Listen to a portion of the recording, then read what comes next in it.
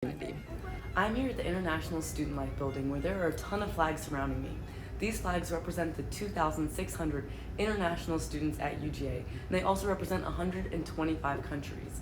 A lot of these countries were actually represented at the festival. ACLU found that students that are expelled or suspended for discretionary violations are 3 times more likely to be in contact with the juvenile justice system in the coming months.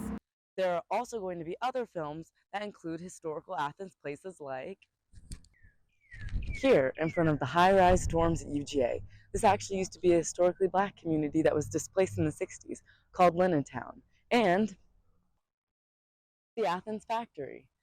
Well, solutions journalism focuses on not the problem but finding a solution for a community issue.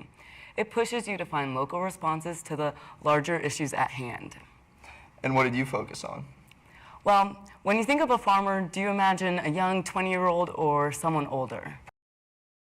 Athens store, Avid Bookshop, has filed a federal civil rights lawsuit challenging the constitutionality of the Gwinnett County Jail's mail policy.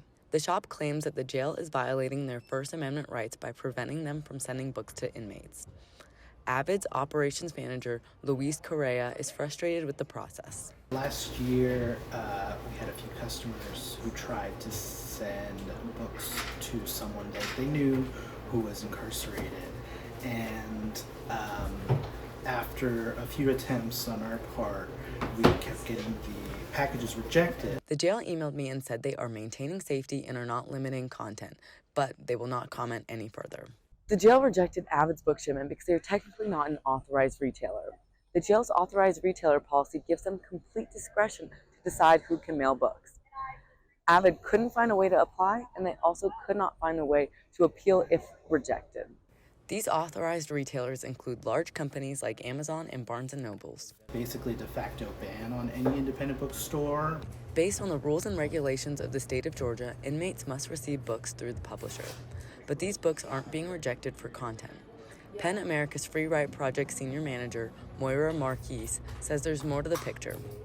But what's happening with the Gwinnett County Jail is something different. The rationale for approved vendor policies is ostensibly because of the risk of contraband being mailed into facilities.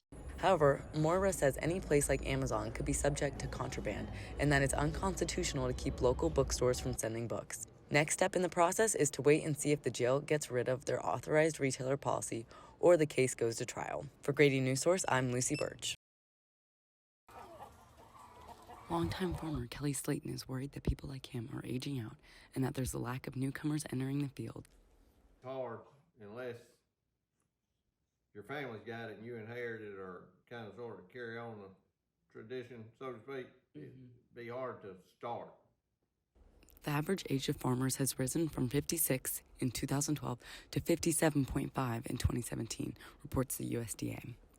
So, where are we going to find these new farmers? Well, there's the West Broad Street Market where over 200 Clark County School District students come and learn about farming and agriculture. They have all 3 high schools come and learn, and they also have a market on Saturdays from 9 a.m. to 1 p.m.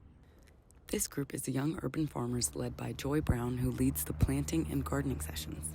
The children, the youth that we deal with actually that are learning and they get a paycheck, they come and they work. The program runs from September through July. During the school year, students work an average of 8 to 12 hours per week and are paid a wage of $15 an hour. But money isn't everything. Not a lot of them really want to do farming. I harass them all the time and ask them, do you want to be a farmer yet? They're like, no, we just like this job. Slayton understands why they might be hesitant.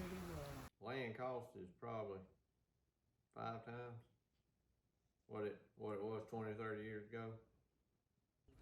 But even with this challenge, Young Urban Farmers has seen an increase of members going from 1 to all 3 Clark County high schools. The strive for young farmers continues. We know we're like saving the world a little bit, you know? Lucy Bertsch, Grady News Source. These aren't just ordinary kids' toys. They're learning tools, and the Clark County School District is gearing up to get more. They received a $100,000 grant, which allows them to buy more of these learning tools and expand their mathematical programs. Part of the grant was to really work on foundational numeracy for our elementary students, knowing that we want to really work on a hands-on approach towards math. Foundation numeracy is being able to identify numbers and solve basic math problems like addition and subtraction. But the grant is not just for the students. With that, we will be able to provide some training and support for teachers to really know how to use some of these things and how to support students. This new grant is in response to the staggering math proficiency scores from Clark County elementary schools with an average of 33% versus state average of 43% as of 2023. I just know that we're in a space with post-pandemic. We know that math has been really hit hard with students being able to bounce back to where we are pre-pandemic. Zoom learning put a halt on hands-on education, which impacted students' learning, and the parents can see it too. I got 3 boys. They're kind of struggling, and hopefully I just hooked them up with extra help from teachers, and hopefully since the $100,000 grant you got, it'll help them. The Georgia Numeracy Project has been in place since 2021, but is now being expanded to all 14 elementary schools.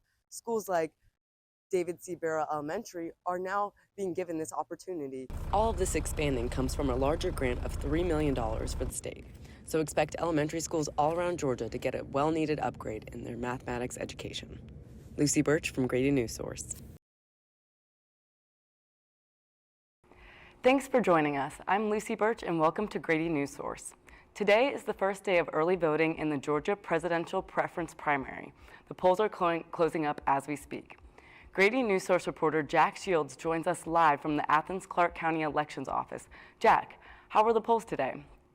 The visitation and memorial service for beloved Clark Central High School custodian Maria Reyes took place on Saturday, February 17th at Lord and Stevens Funeral Home. She was described as a beautiful soul with a loving smile. The burial took place directly after. She will be very missed by the Gladiator community. Winder Barrow High School Assistant Principal Rebby Lichlighter was promoted to principal for next school year. UGA's baseball is killing it this season. They have 17 wins with only 1 loss to Michigan State. Star player Charlie Condon has 13 home runs already. They play Kentucky this Friday. In other news, UGA basketball team is hitting the court tonight in the SEC tournament at 9:30. The 11th ranked Bulldogs are playing against the 14th ranked Missouri Tigers.